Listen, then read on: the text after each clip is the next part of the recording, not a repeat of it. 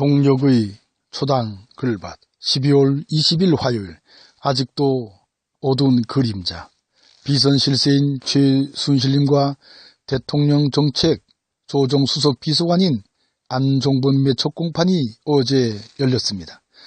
최순실님은 죽을 죄를 졌다는 처음의 말과는 달리 자신은 무관한 일이라고 항변합니다.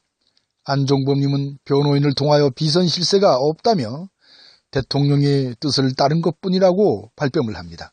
이러한 주장은 박근혜의 헌재 탄핵 심판에서 펼쳤던 주장과 그 맥을 같이 합니다. 그러니까 박근혜의 최 씨의 사익 추구와는 무관한 정당한 직무 집행이라는 주장입니다.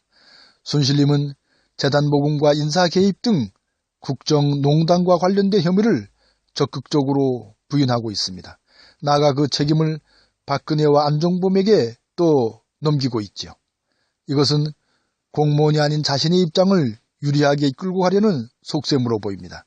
그러니까 셋이서 한 공모 자체를 부인함으로써 검찰의 공소 사실을 뒤흔들겠다는 전략일 테죠.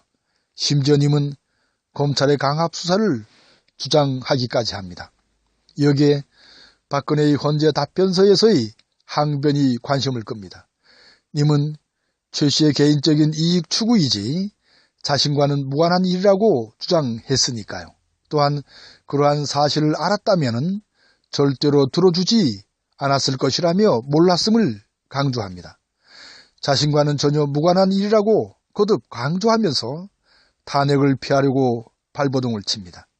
그런데 이런 과정에서 주목할 것은 문제의 중심에 끼어있는 순실님의 행동입니다. 님은 공판 준비 기일에 나올 의무가 없는데도 불구하고 자진하여 출석한 것이지요. 이렇게 하여 죽을 죄를 졌다는 처음에 입장하는 정반대로 부인하는 돌변을 보입니다. 이것은 공모자인 님이 박근혜와의 공모를 부인함으로써 탄핵을 당한 박근혜를 돕겠다는 것일 테지요. 하지만 어떻게든 지금의 사태를 반전시키겠다는 이들의 꼼수는 결코 성공할 수 없을 겁니다.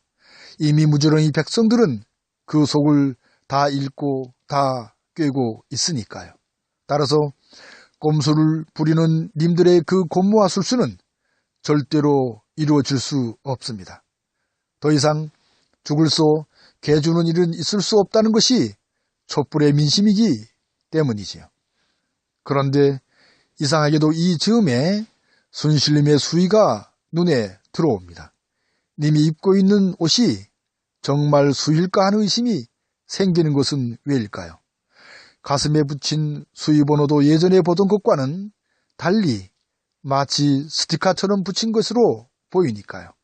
아직도 김기춘, 우병의 기운이 우주에까지 뻗치고 있는 것은 아닐까요? 이참에 미꾸라지처럼 요리조리 빠져나갔던 마치 불려우 같았던 악마보다 더 악마적이라는 김기춘의 죗값을 그리고 우병우의 죗값을 따져 물어야 할 테지요. 황교안과 새누리의 행태에서 그리고 최순실의 행태에서 아직도 어두운 그림자를 보게 됩니다. 하지만 이들의 꿈이 결국은 헛꿈인 것을 촛불 민심은 끝내 밝혀줄 테지요. 고맙습니다.